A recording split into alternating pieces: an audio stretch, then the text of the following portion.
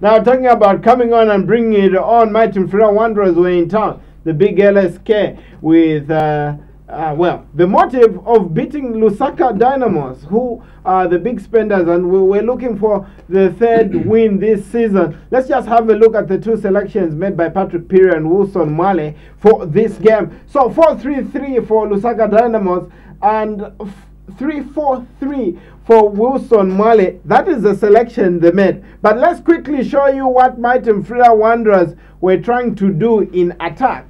Because if they came to Lusaka, needed to get points, what they did in attack became mighty important. So let's just have a look at Mighty Mufulira Wanderers in attack and just have a feel of what they were trying to do. Now, they were playing a 3-4-3, meaning Lenga was actually supposed to be a wing back who was supposed to provide that support in the wide areas. Now, this was what was happening. So, Chisopa on the ball there. Everyone runs into advanced attacking positions. But where I think Lusaka Dynamos undid them is that in 1v1 situations, they were winning the duels, but just look at them. They would allow them to probably play wide and spring a pass or two, but the eventual option, Ngandu, was to play long. And I'm sure Muhammad Fati, when he saw that happening with Patrick Piri, they were saying, this is more like it. This is what we want you to be doing, because it works to our game plan. Oh yes, I think in a long time I saw Mighty really playing football. They came in and they were knocking the ball well. Like Ziti has put it, the only challenge was when they tried to put the ball on up there. It was easy for Lusaka Dynamos defense because they are tall, big guys, and they were intercepting all the balls. Okay, 3-4-3 for Mighty. Now, I'm just thinking, 3 at the back. If you speak to most football people in this country and beyond, they say 3-4-3. It's a tricky formation because do you have the players for it? Do you think Mighty has it?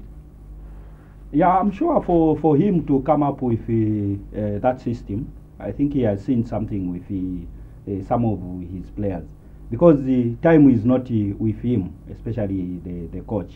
He wants to get goals, and you can only get goals through having a lot of people in attack.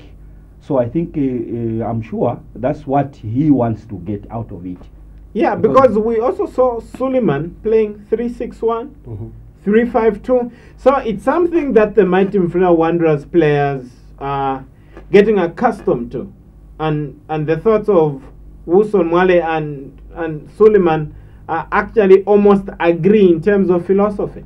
Yeah, true. And we're seeing it happening soon. I think they should just keep coming on the system, and they'll still have goals now. I saw it coming. All right, let's have a look at what Lusaka Dynamos, the elite team, were doing in attack, because for Lusaka Dynamos it was the third game where they would probably get a win, because with the boardroom shenanigans that happened, they really needed to get a win. But here's what was happening. So Ochaya was coming deep. If Ochaya comes deep, that means Paul Banda, the number 15 in red, doesn't come down. He gives the defense some balance. But here's what happens, because most of the things that Lusaka Dynamos do is through Cletus Chamachota. You cut into the half space and try to make a screening run or pick up some passes and play some combination football. But our area of concern, Vespa, is that space they were leaving for Ochaya on the left to come into, and Paul Banda, if he so wishes,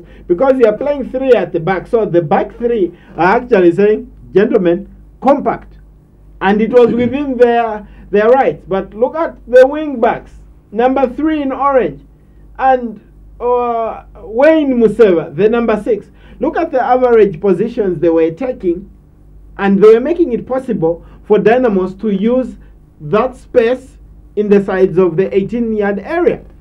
Yeah, it's like that was their plan. If you look at Lusaka Dynamos on the midfield, they try to draw the defenders and maybe even the anchor who is in the midfield to go down, like he's trying to mark them from their own area. so that they draw them in their own area. And they, if you look at the way Lusaka Dynamos play, they have two players who are playing like they are free roll. So if you are not careful, you try to follow them the way they play, then they will catch you maybe in a counter attack. Yeah, talk about discipline that is required. Positional discipline becomes important. But came the second half, Wilson Mwale and Justin Chinama actually made an adjustment to what we were seeing in the first half. So to 3-4-3 in the second half. Let's just have a look and see what started happening to Mighty Mufulira Wanderers in terms of their team shape. Started playing 4-4-2. Now, when they started playing 4-4-2, look at what was happening at the back. And perhaps it's about what we're talking about, Zambia against Portugal as well. The space between the back four became big, that you can not only make a run into the channels where the arrows are showing into on the screen, but you can actually even run through there. And Lusaka Dynamos will actually be pinching themselves that they didn't actually get more than one goal on the balance of play, Momba. Yes, you're right. Like I will draw you back. In the first half, it was happening whereby they were just using Ochaya to go there. Then Kretas was playing a free roll. You take them on, and it was happening. Hence, leaving the other right flank open. But having said that, now in the second half, Wanderers are to change to 4-4-2, meaning they were now stable at the back. Okay. So they would leave spaces. Okay. Now, let's talk about Mighty in attack, because it wasn't all doom and gloom. I'm sure Vespa will be smiling in his heart.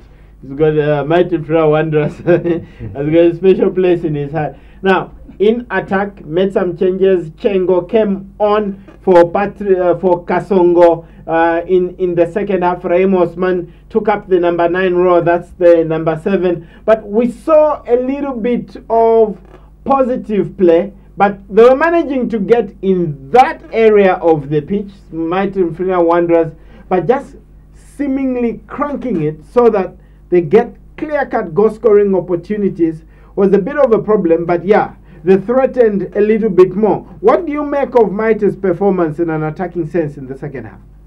In the second half, I think for Mighty it was a very good game.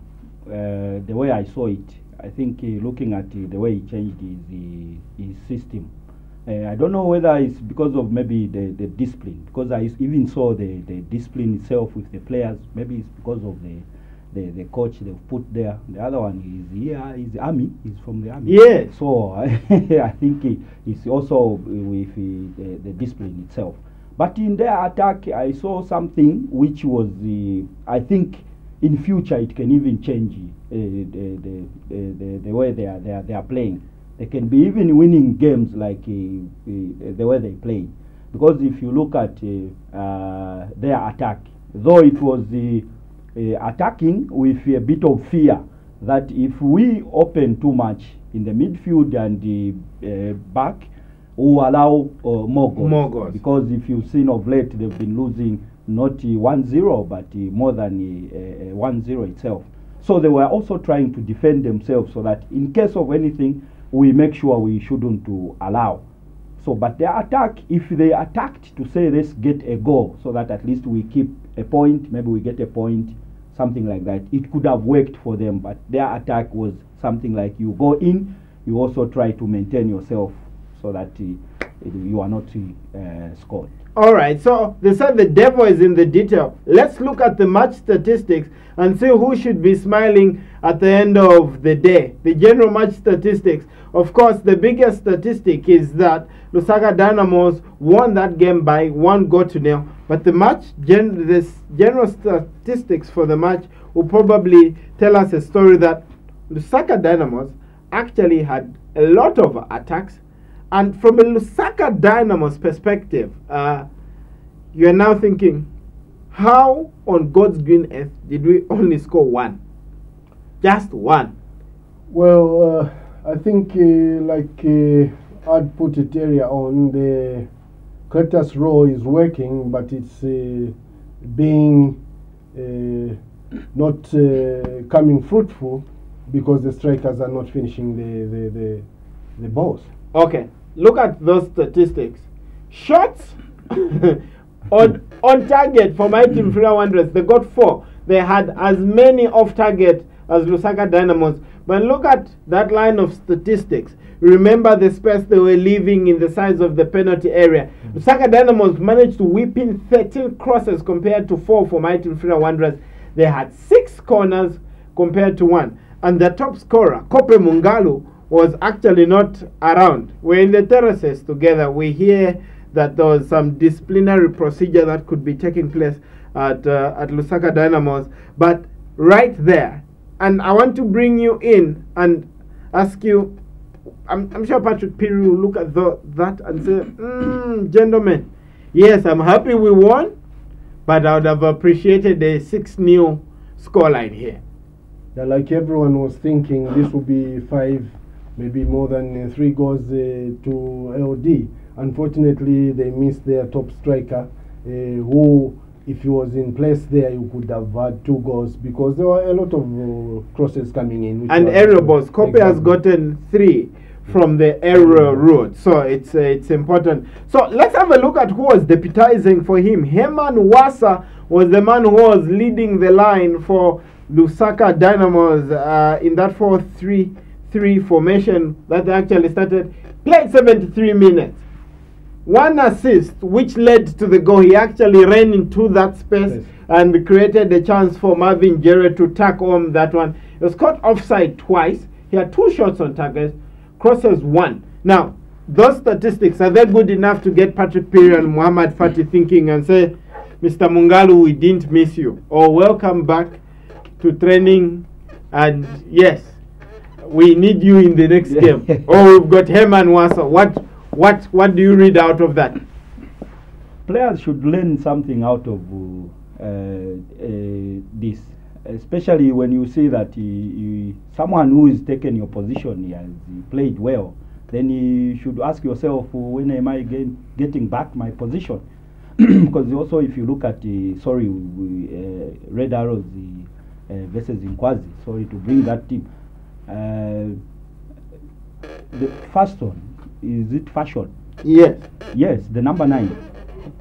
Yeah, I think he's sick somehow. But they've used a new player on his position. But if you see the way he performed, I'm sure himself who was not there, he will think twice to say I should work hard to get back my position. So this position should not be kept because it's me who always play and I always score for that team. Some of the players also should wake up and say, okay, now for this week, it's me to make this team win. Not every day the same person to be scoring and make the team win.